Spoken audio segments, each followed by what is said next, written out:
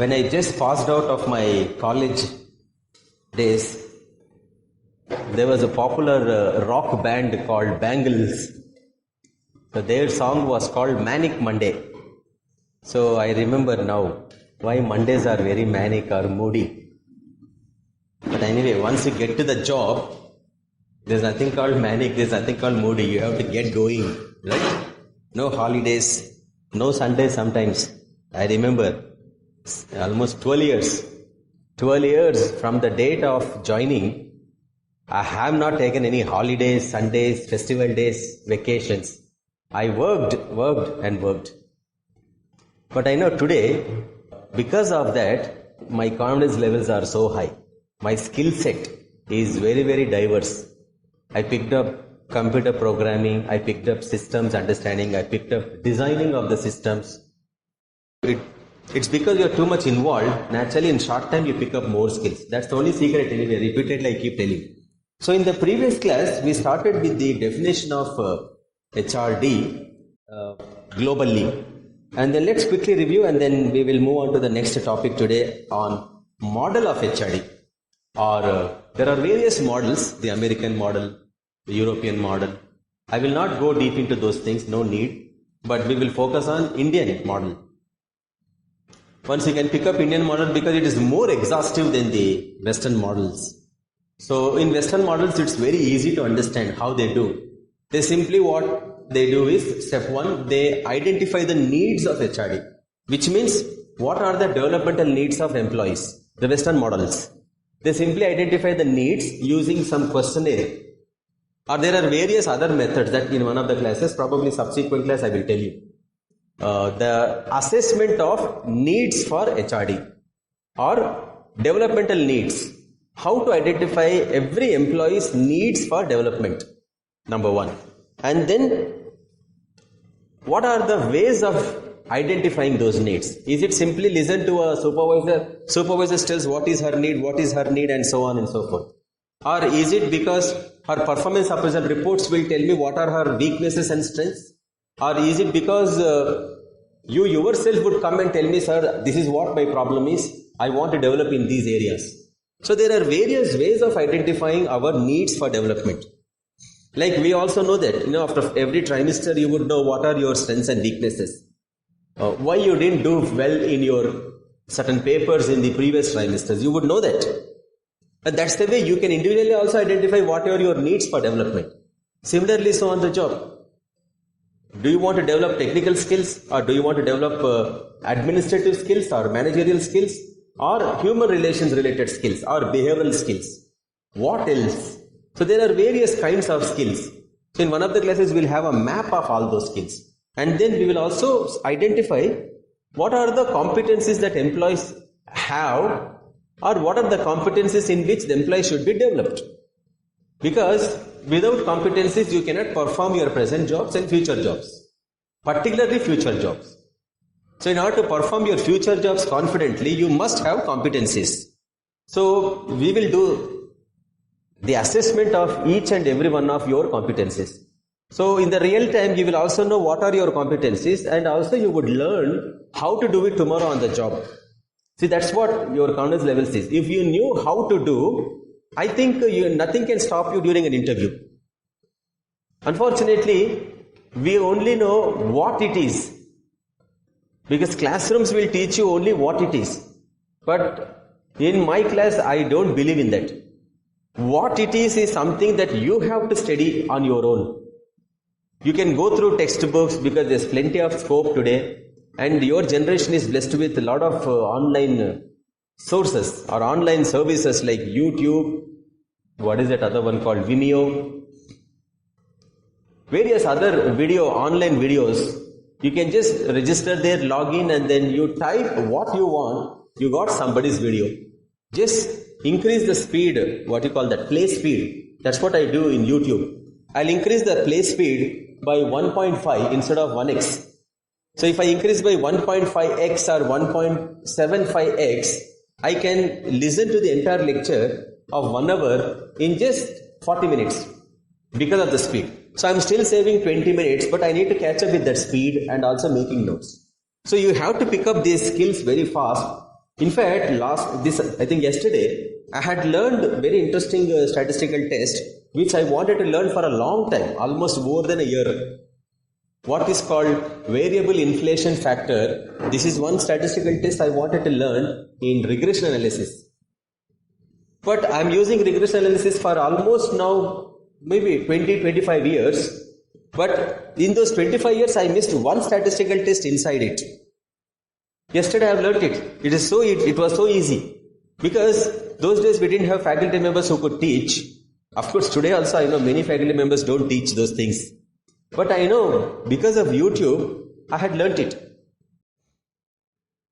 A few years, I think maybe 4 or 5 years ago, I was invited to talk on a statistical test called multidimensional scaling, which I've never learnt in my college days, nor did I learn during my job time.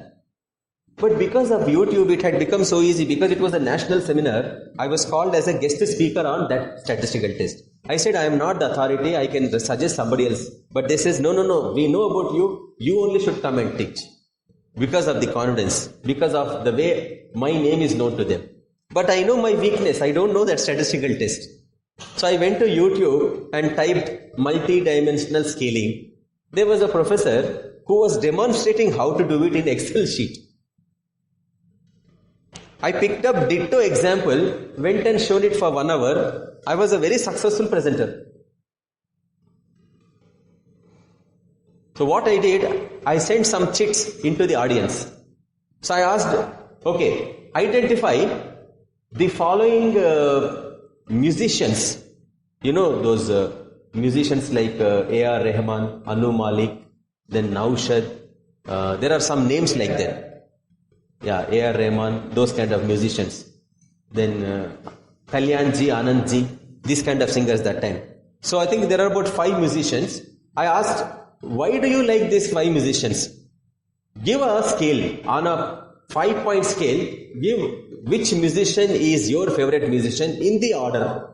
That's it. So they have immediately given me real time. I typed it in Excel sheet. The formula was built in and it had shown me why some people prefer Kalyanji, Anandji and why some people prefer. I've just shown you them a map. This is called multidimensional scaling.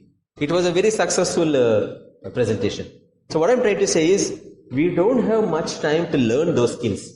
Particularly in IT sector, I don't think they give you that much of time. You have to straight away go to the job and start practicing it. So in that case, your HRD programs also have to be designed like that. How people can learn things in the real time. That's what today TCS, they are, instead of having elaborate training programs of hours and hours, they're simply putting 3 minutes, 4 minutes videos, just like YouTube videos. So employees can just quickly listen to, watch those and then start practicing it. We are living in those times. You have to accelerate your learning. So how much would you do it? How much time would you do it? Will only determine your success, I'm telling you. So we have quickly gone through these definitions in the previous class. And our pioneer in defining HRD is David Nadler. And we have seen how David Nadler defined it as organized activities, particularly they are called learning activities or learning experiences. He had slightly changed it from organized activities to organized learning experiences. In the previous class we had seen that. And why do you need all these things? To promote job performance and growth. Well, there are many definitions we had seen in the previous class, but there is nothing called consensus except for the American and South Korean. Because South Korean is more influenced by the American definition, that's why you find similarities. Then in Chinese definition we had seen, the definition of HRD in countries like France, Germany, then Japan, the South Korean, and then UK. This is the place where we stopped, I suppose, in the previous class. Their emphasis is on lifelong learning. It's a very important term. As long as you work in an organization, you should be continuously learning. That's what they call lifelong. In addition to that, they also emphasize learning beyond the organizational confines, which means it goes outside of the organization. That means how would you use your learning for your involvement in the community? In which case, how employees can be involved in CSR activities. That's the focus here. So now in almost all these definitions, I think now we will move on to the last one called Indian. In almost all these definitions, we have seen HRD as a series of activities, list of activities. What is the prime objective of these activities? Learning. What is the purpose of learning? Change. People can be ready to change. So ultimately HRD is for change management. That's the ultimate purpose of HRD. Community development is part of CSR. For example, village. Village is a community, a place where your company is located. So, since your company is using the resources of that village or that environment, your responsibility is to repair the damages that you are likely to make. So, if you are damaging the environment, you are supposed to repair it. How do you do that? Through community development. So, you are also promoting employee involvement in community development. So, their HRD is definitely different, Singaporean HRD. It's a clean country. Singapore is as big as Hyderabad. So, in just 1 hour, you can see the entire country. Suppose if your flight got delayed, if you have 1 hour time, they say, see Singapore in 1 hour. So, free buses will be available. Get into the bus, go around the city, come back in 1 hour, your flight will be ready. I think not very far off from is, I think 2-3 hours from Hyderabad. So, one should think of working in Singapore. It's a nice place, pollution free, a lot of fresh food, and there are only 3 types of people live there, ethnics. One is in the Chinese predominant, then Malay, that is the Singaporeans, and then the second one is Indians. So Indians are in second position there in terms of numbers. So you can feel comfortable there. That's the first world country in Asia. It's a developed country in Asia. So one should work for a developed country. You can still earn a lot of money. And at the same time, whenever you want, you can just come to this place. Morning you board your flight, evening you are here. You finish your works here, again next day you can go. Which developed country you can go? Any country would take you 20-24 hours. More than 24 hours. So this is a better country anyway. So the only thing is you have to learn how to get into that country. So there are various ways. If you can join National University of Singapore for probably 1 year diploma, advanced diploma in HR, that's it. You got the step there. So you can work there. So let's start the Indian definition because that's our area of concern more now. Now HRD, no doubt, is a continuous process. So here it is not treated as an activity. Remember that. In our country, we are not treating it as an activity. We are treating it as a process. That means something which happens continuously. And you can also see the variations. How is it different from other countries' definitions? So you have to understand that what is so unique in Indian HRD when compared with the others. So in other definitions you had seen, how do you encourage employees to continuously learn?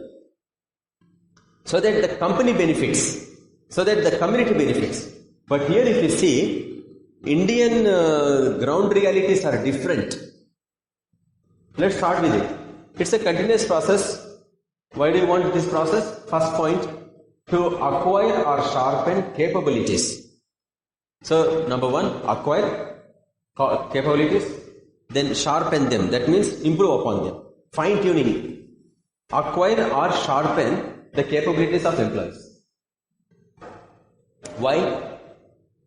If they acquire and sharpen, so let's put it like this. If they acquire, they can perform their present job. If they sharpen, they can perform their future job. That's the connectivity.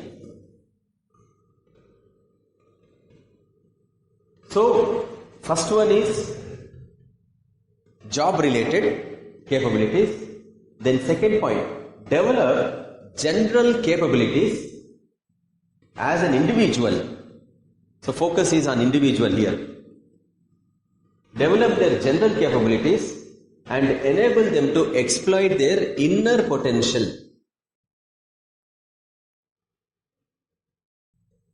If you are an HRD manager, you must know how to identify someone who is having some inner potential, but that guy is not showing it off. How do you do that? So very carefully you have to watch, no? Very carefully you have to observe people. Who's got potential? How I should tap it and utilize it for the company's good.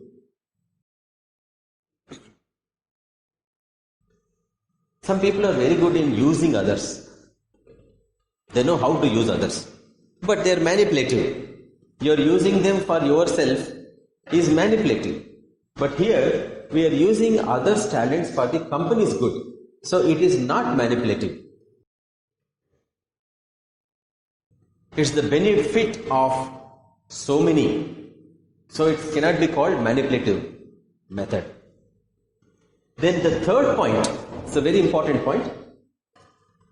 The purpose of HRD is to develop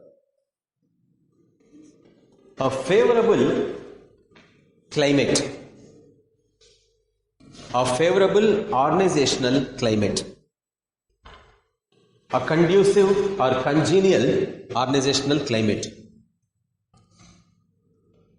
So what is organizational climate? Like if this room is very good, if the room temperature is very good, I'm sure you are very comfortable.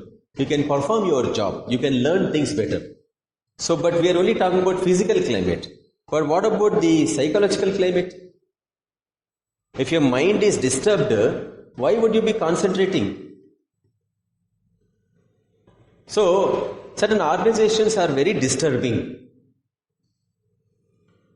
The facilities, the procedures, the rules, regulations in a place, in a workplace may not be very favorable. In which case you are always bothered about nothing is better here, nothing works here. You always have that negative feeling. In which case, how can you concentrate on your job? So you will not show all your potential. That's what is referring to. So develop a congenial organizational climate. That is the job of HRD.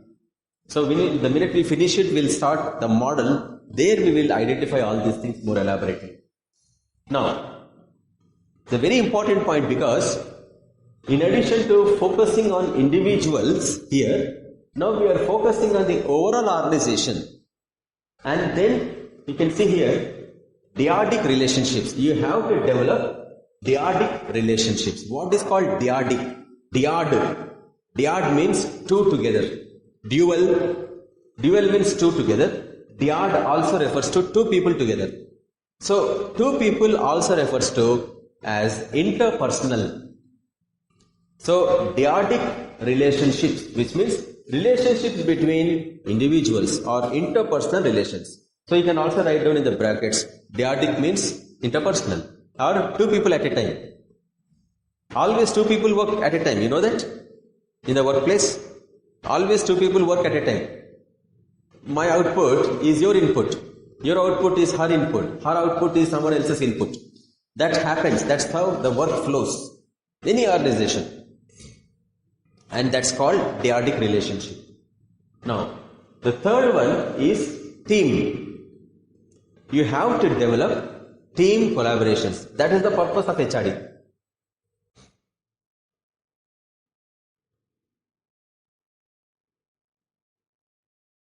It's the toughest challenge, I'm telling you, to develop teams. Because as an individual, you only show your individual energy, one unit of energy. But as a dyad, you have dual energy, two people's energy at a time. But in a team, it's not just energy. We use a new word called synergy. It's a combination of our exponential explanation of all energy put together. So when a team uses its energy, your productivity will be very high. That's the purpose of it ultimately. So HRD's focus is not mere on individual growth or individual's capabilities, but also on the dyadic relationship and also on the team's collaboration. So encourage team building, encourage people always to work as a team, because that energy will be very powerful and it will be useful for the productivity. Then you can see that finally, the professional well-being of employees. That's the ultimate purpose here. So whereas in the previous definitions we had seen, the ultimate purpose is organizational productivity. But here, you have already finished it here, organizational productivity. But one step ahead, focus on the well-being of employees. HRD should also take care of welfare of the employees. That's the extra focus of HRD in India. I think that's what I will stop here. I will not go deep into it. So, but you can, this is a summary of all the definitions. I thought you would do it on your own, because in the previous class, as I told you, you develop your own definition based on these definitions. But this is one definition which is called a global definition. It should be applicable almost across the world. So McLean and McLean, both of them have given this definition, which is a sort of global in nature. So you can apply it anyway. So it is any process. So we cannot define it only this and that.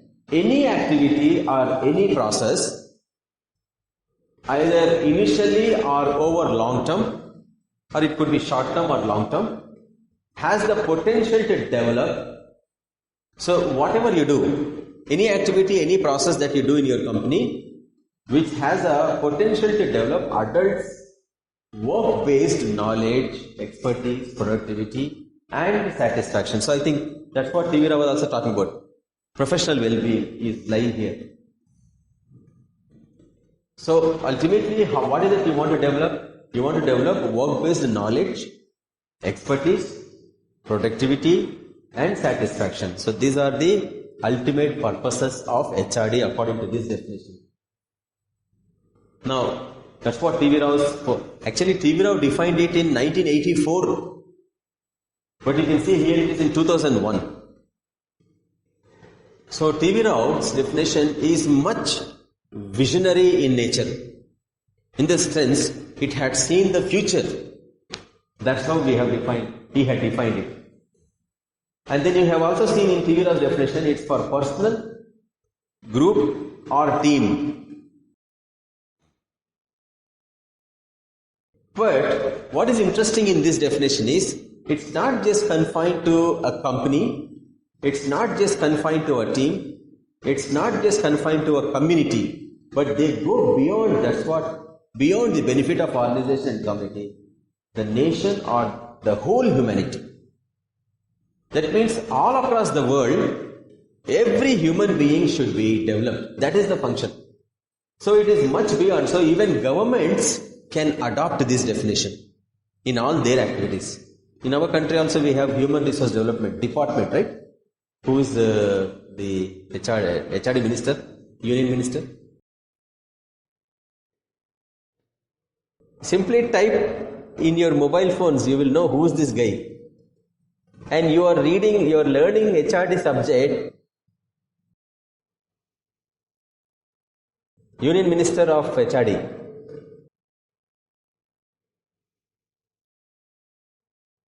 And you don't know HRD Minister of this country, Pokhriyal. Okay, Ramesh Pokhriyal. Immediately before him, who was that? Before the elections? Prakash Javadekar.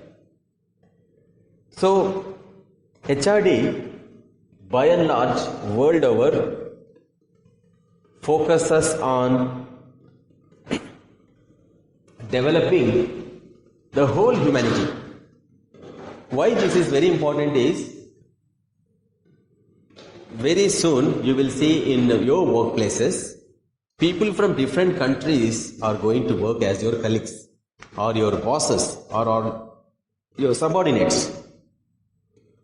Some Thai people may be there, some Singaporean, Malay people may be there, Indonesians might be there, or Germans might be there, South Koreans may be your bosses or colleagues, or Americans would be there, Britishers would be there, people, Chinese, because now they want to aggressively do business in this country. You have seen day before yesterday.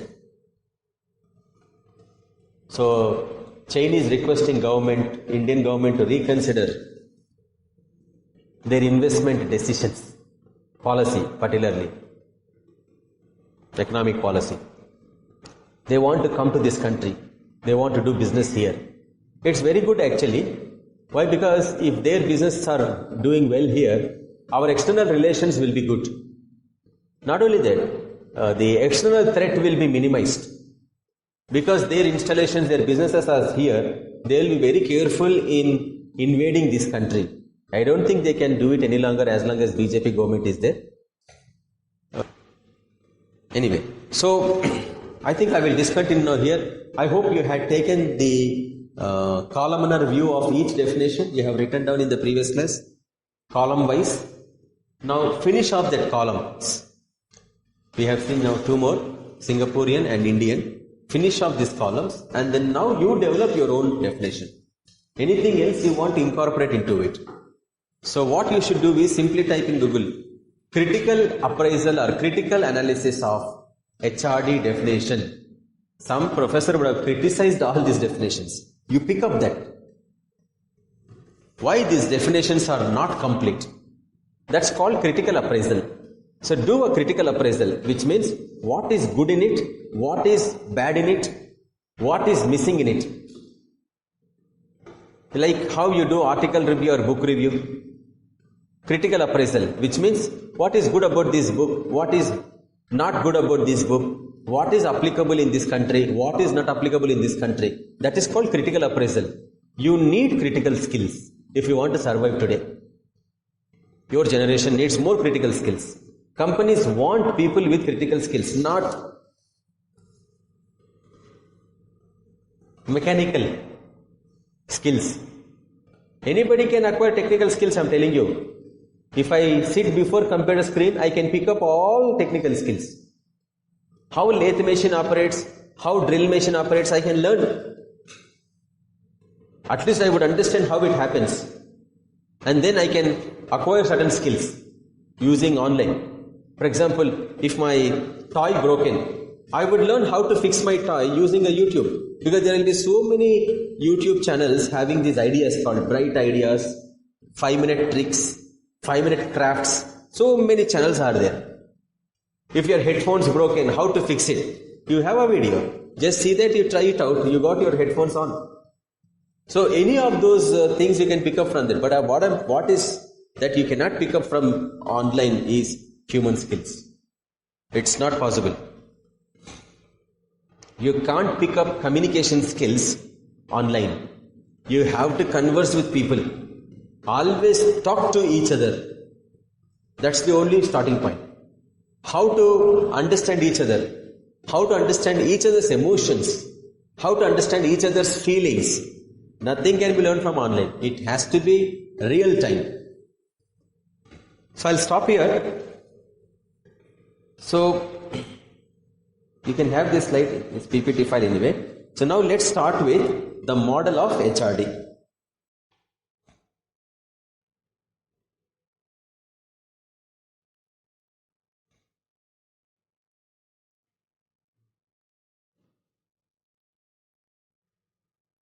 So make some notes now on HRD definitions, because there can be a question in the midterm examination.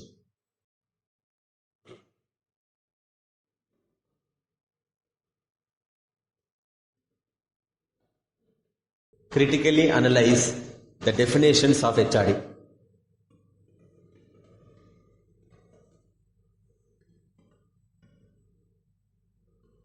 So now let us start with the model of HRD. In fact, this is based on one of my articles on HRD in banks. I think it was published almost maybe 8-10 years ago. You can find this article on somewhere in Google. You simply type HRD in banks by my name. You might find that PDF file. So you can download it. Otherwise, I can send it also, no problem. But I want you to learn that searching skills. When you get it on your own, your motivation will be very high. Isn't it? when you scout it on the internet, you get that link, you download it, your motivation will be very high. So try that out. So in this article, I had explained how HRD in banks can be designed and implemented like a practitioner. I have also explained like a theoretician. So for example, each of them is a step. So your approach should be, it is starting from here, here, here, and then go through this and this and this. And this is also based on the definitions now. Now how definitions are put in design. That's the way this subject should be approached. Or any subject in management. Understand the definition, design a model, implement it. That's it. So, but your model is always based on the definition you have adopted. That's why I want you to go deep into those definitions. Which definition did you like the most and why? If you are convinced, then you will design the model in your company. So that's why in your company, wherever you are working tomorrow, you must know which definition should I start basing on and then design my system. So this is called basically system design.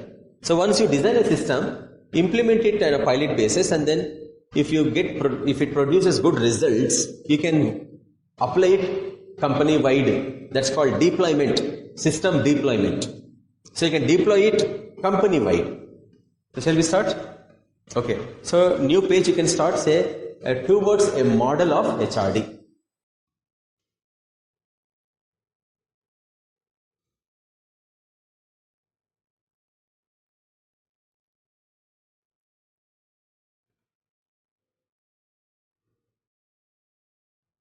Fine.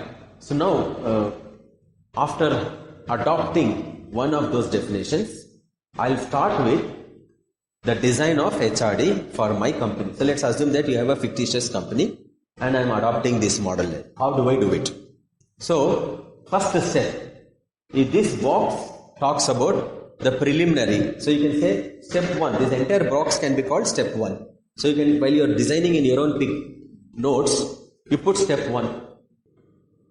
Now let us start with the model of HRD.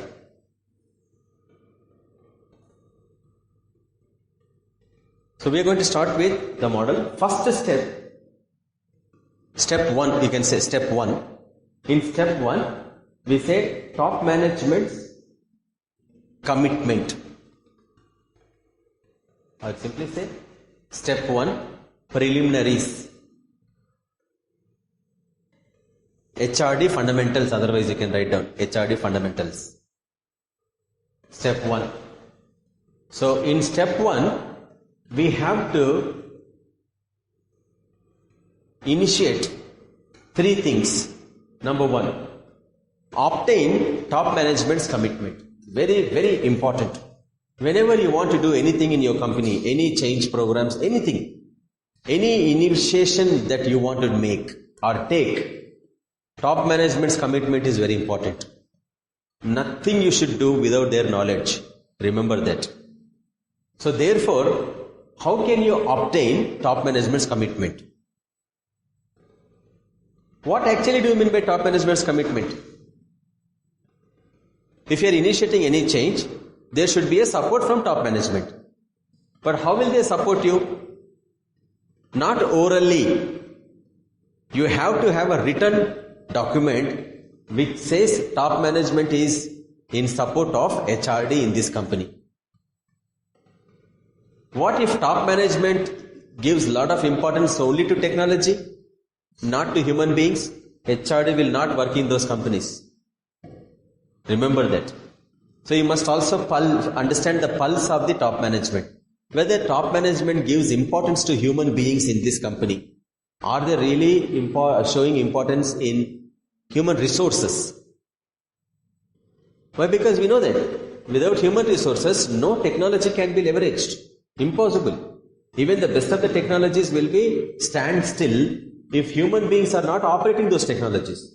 So when such technologies are not operated, what is the promise that you realize of those technologies? Nothing. I remember my college days, Government of India procured fighter jets from Russia. And they were lying here actually in Hyderabad. And nobody was able to fly those jets because our pilots were not trained on those jets, and all that inside that jet, you can see everything is written in Russian. All those buttons would have Russian symbols or Russian inscriptions or instructions. So unless someone is trained, useless, no, those best of the technologies lying for so long. You have invested a lot, but you couldn't leverage it. That's the problem with when you don't train people on such technologies, for that matter, any technology. So that's why, what is it I should do? So you can write down here, top management's commitment can be obtained through top management's commitment can be obtained through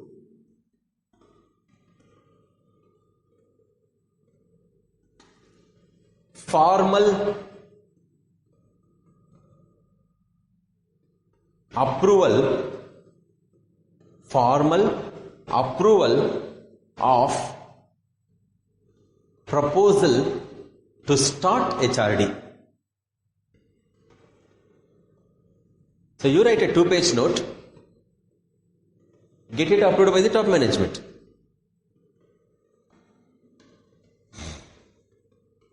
So once they formally approve, which means they put their sign and stamp of approval, that's an official document. Then only you can think of HRD. Remember that. I must tell you, change always happens top down. This is the law of this universe. You know that? Change always happens top to down, not bottom to up. What happens from bottom to up, you know? That's a revolution. Revolutions happen from bottom to up. Mass uprising, they call it. Revolution means mass uprising. So, revolutions happen bottom up, whereas change happens top down. So, you are responsible for change. So, remember, it is possible only top down. If you are in the center, it's not possible. Remember that. That's why we need top management's commitment. Is it okay? So it has to be in written form. They should have their signatures. Whoever is that responsible for that, they must sign. Either it's an MD, CEO, Vice President, whoever it may be. Their signatures are very, very important. So shall we move next? Once the top management's commitment is elicited or obtained, next step is design or prepare HRD policy. Very, very important. Because you have official approval, now draft HRD policy. So write down what is HRD policy.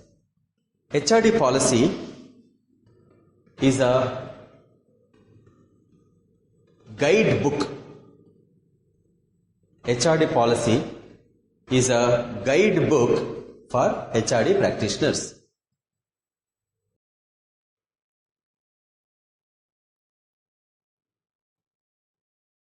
This book contains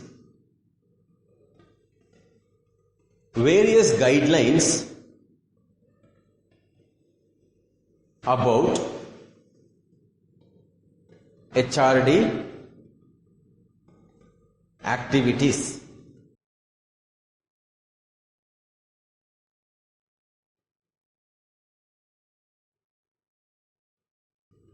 What to do, how to do. So it will be roughly around, let us say, it might be 5 to 10, sometimes it may be 20-page document also. So what you could do, if you have some leisure time today, go to YouTube, Google and type HRD policies plus PDF or plus DOC. You might find some documents of companies. Download those policies and you see how it is written. Because we are not going to see deep into those subjects. That's not the purpose of this class. Of any company, just download. Not immediately, but later you can do that. Because we will move into the next steps. You might find a lot of companies' policies.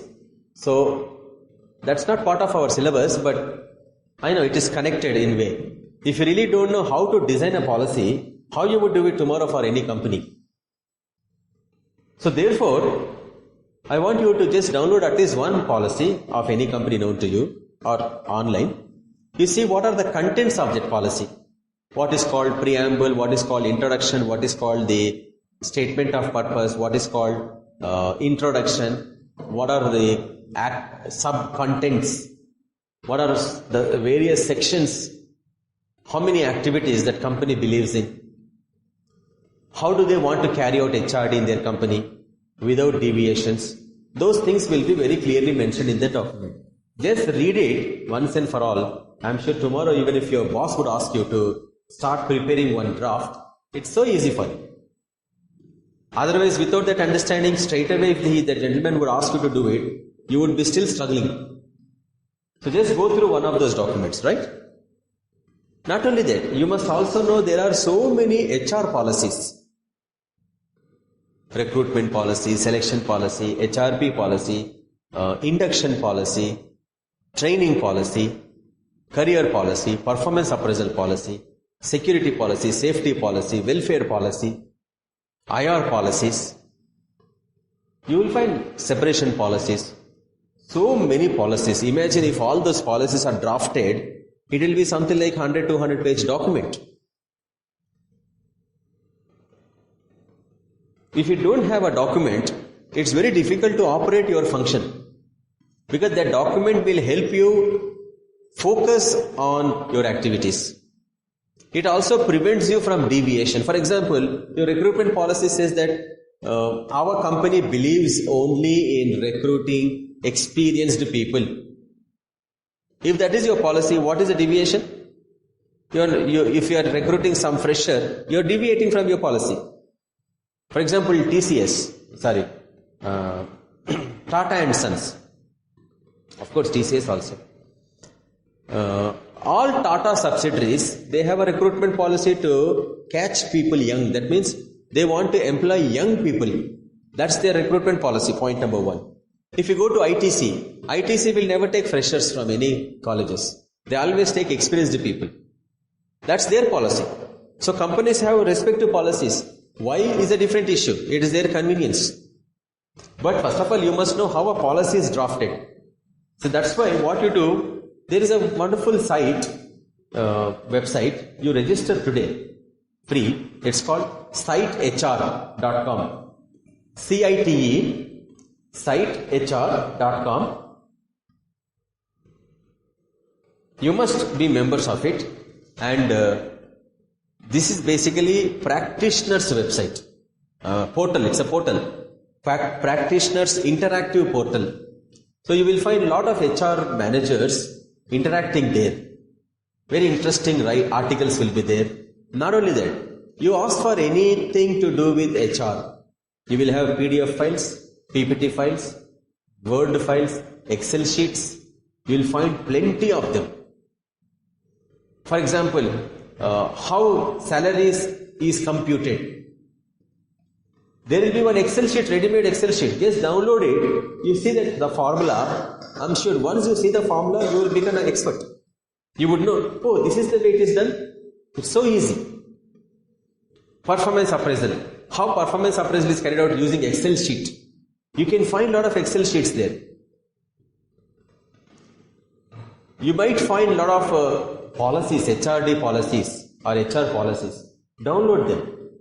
I think every day you should visit this site if you are registered and spend some time on what's happening in the HR world in this country. It's an Indian HR site. Very active, and you can download whatnot, a lot of things. For example, if you want to design careers for employees, you will find a ready-made blueprint document. Just download it, go through it and redesign it, customize it for your company. This is very useful site, I'm telling you. Today only you register and start working on it. So HRD policy is so crucial because it is like a guideline. It helps you to focus on your HR activities or entire HR function. Okay, let's move on to the third point. So what we will do, If we are through with this, we will move on to one more step and then discontinue the class. So 2 steps only we'll see today. So let's move on to the third activity in step 1. It's called line management involvement. So write down, who is line management? Any idea? Who's line management? You have studied in your first semester. Somebody would have taught you who is line management.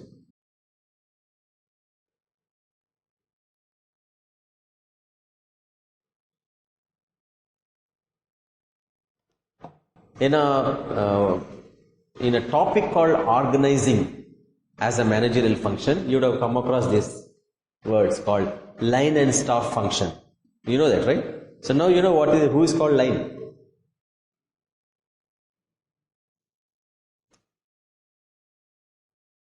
Line function includes all people who are directly responsible for production, who operate on machines, who produce goods and services. Such people are called line functionaries. You want to write down? Line represents those functions or people. Line represents those functions or people who are directly responsible. That you underline the word directly. Who are directly responsible for the produce or production of goods and services. So if the production is suffering, line is accountable. Line people have to give the report. So line people are basically engineers in a manufacturing company. All those mechanical engineers, they are line people. Or electrical engineers, electronics engineers. All engineers basically are called line people. Whereas in hospitals, doctors are called line people. Whereas in a college like this, faculty members are called line people. So you have to know distinctly who are line. Now, staff represents those function or people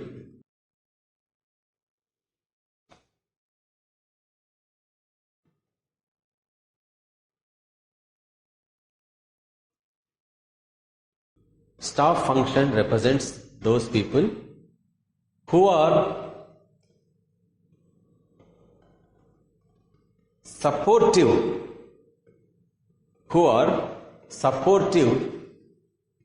to the line. So they support the line. How are they supportive? Through provision of resources, advices,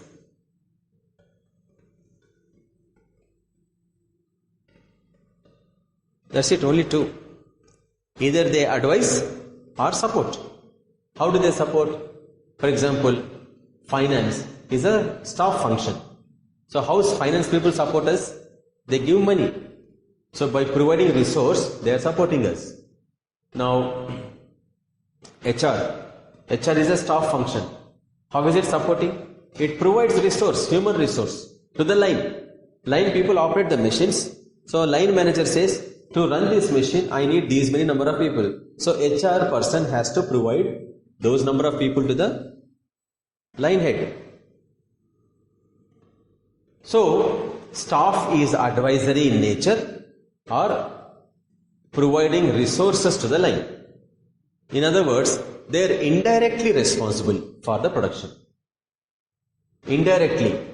So you don't blame them for production failures. Operational heads are responsible for production.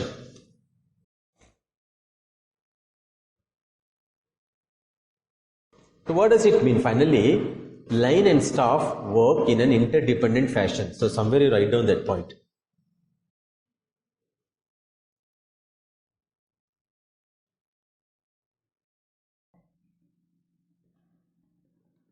line and staff work interdependently. Because of which, that's the design, because they have to work interdependently. For example, line people says, I need these many people. So staff you have to supply. So line is depending on you. And because of line, you function. If line is not there, you are not needed. So staff also needs line. Line also needs staff. That's the reason we work in an interdependent fashion. Remember that. I am not superior or you are not inferior. But in generally line considers to be superior in organizations because top management will ask line, how much is the production today? Did we reach the targets? So line has straight interaction with the top management. So, but if you didn't give them enough resources or support, these fellows will complain against you to the top management. So you're in trouble. Always. That's why since HR is a staff function, you have to be very careful because unlike finance, marketing, they are very safe guys, I'm telling you. They simply provide money and materials department people will acquire raw material. But the problem is you are sending human resources. So you are always in what I would say, eye of the storm. If anything goes wrong in the shop floor, call that HR guy. This is the phrase. So they will call you first. Even if the machine stopped, why employees are not working on that? So they call you. So that's why you have to be very, very closely working with line people. That's why third activity in step 1 is line management's involvement.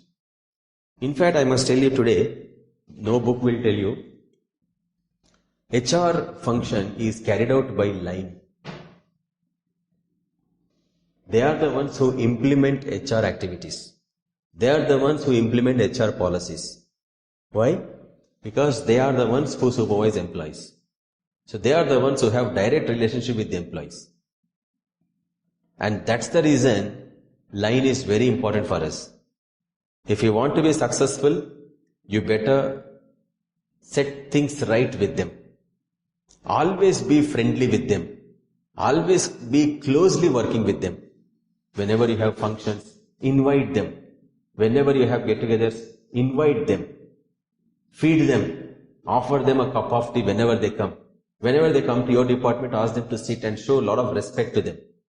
That is the only way your function is successful, I'm telling you. Because line people will complain against you, and because the top management gives importance to line, you might lose your jobs because of that. So that's the reason working with line is very, very important, because they are doing favor. In fact, they are doing favor to you because they are the ones who implement HR activities. You design, they implement. That's the weak link in our function. I don't talk outside, I don't talk everywhere, but I know the weakness of my function. I don't implement HR activities. The line people does it because the employees report to the line every day. So 8 full hours, employees have direct relationship with the line people. So line people are doing us a favor by implementing HR activities. They are the ones who motivate the employees. They are the ones who promote employees. They are the ones who give performance appraisal ratings to the employees. What not? They are the ones who give counseling. They are the ones who coach employees. They are the ones who mentor the employees. So don't you think line people should be called HR people? It's a controversy. As long as nobody is seeing from that angle, I will be blind to that. If somebody had seen it, I am sure HR would have packed up long ago. I don't need HR. You get my point? There's an article. You type something on, it's time. There's an article in Harvard Business Review. Worth reading. You must all read that article. It's time you dish out HR function. It's time to dish out or something like that. Type it out in Google, you will get that Harvard Review article. Download that PDF file and read. All across the world, that's a well-read article. It's time to throw away HR function. It's not easy, no? What about your jobs then? If that is the case. So read that article. Why do they say that HR function should be thrown out today? And that appears in Harvard Business Review. And that article is also written by a human being only, I know that. So, see what is his point of view and why that such a world's famous business magazine published it. Worth reading, you must read it. You cannot escape that article. You must have read it by now actually. That's why what you should do, because you have EBSCO account, free online, always log in. Of course, not always, occasionally, whenever you get time, just log in and see what's latest in Harvard Review, Business Review. It's a monthly magazine. So at least every month you should log in and see what are the latest articles. Anything related to your profession, you must read it. And that's the way you are up to the minute updated. Otherwise, you're outdated. Anyway, so line management is the one which implements all HR functions. Their involvement from the very first step is needed. Got it? So write down somewhere. Line management's involvement is a must. Line management's involvement in HRD is a must from day one, or from the time HRD policy is being drafted. From the time HRD policy is being drafted.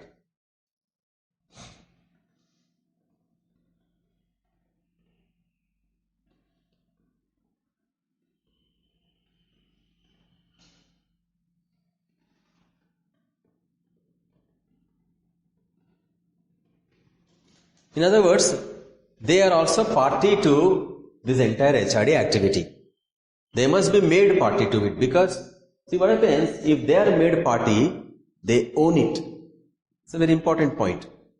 When you make anybody party to the system, they are also responsible for implementing the system. You get the point? So, I am very, very smart in that sense. I will not show off. But I say that line management, they are the ones who implement it. So I have to involve them from the very beginning. So you see that which time would be free for them to come and attend this meeting. First meeting on HRD, they must attend and make them party to it and copy mark it to CO. In which case what happens, line management would know that this is part of my job. Actually it is not their job. But you are forcing it a job. That's why you have to be much smarter than anybody else. HR guys have to be damn smarter than finance guys and operational guys, because these are the two guys with whom you will have lot of difficulties. Why? Because finance people want to save money. Marketing people bring money. You are the guys who spend money. That's your problem. So marketing people bring money from the market. Finance people want to save it so that at the end of the year they want to show the profit margins. Whereas you are the guys who spend a lot of money. So, that's why finance people will not like you and nobody else will not like you. Why? Because you're always spending kind. And that's why husband and wife always have fights, no? Husbands bring money, wives spend money, and husband would ask, why did you spend for this, spend for that? You shouldn't have done this, you shouldn't have done that. They'll have fights. Unless wife is very prudent, justifying all the spender, they will not be peaceful. They will always be fighting. So one has to be very smart in spending today. Of course, Indians are very saving kinds, but your generation is not. Your generation is too much spent kind of a generation. Anyway, so that's how I will discontinue with step 1. So we will discontinue then. So what we will do in the next class, we will go to step 2. This is step 2. At the bottom of that sheet. So, HRD climate. So once you are through with step 1, that is having an official approval of HRD by top management, then designing the policy document, then line management's involvement from very first meeting, you have to now straight get into the field. That's called conducting something called HRD climate survey. Okay? So in the next class we will see how to do that. And then actually I thought probably today only we would have it. So there's a ready-made document I have kept ready. Where is it? Yeah. You have to conduct a survey using a questionnaire like that. This I will explain in the next class how to do it. So it's a standard instrument. There are some 36 questions. With the help of these 36 questions, we have to conduct it. So practically we'll see how to do that. So you can also try it out. Probably you can also take this kind of method for your specialization reports. You can think of planning your specialization reports. So that's it for today. If you have any questions, you can ask me. I think you should have questions. In every class, at least 1 or 2 questions if you ask, that means you are growing. That means some change is occurring in you, if you are raising some questions. And you should not feel shy. Because that shyness is counterproductive.